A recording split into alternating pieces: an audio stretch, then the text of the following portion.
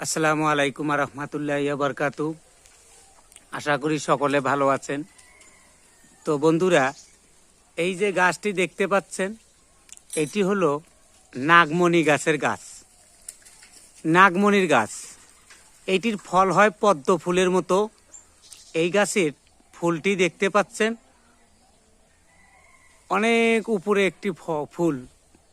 তো এই যে ফলটি দেখতে পাচ্ছেন আপনারা, এটি কিন্তু ফুল এবং ফল।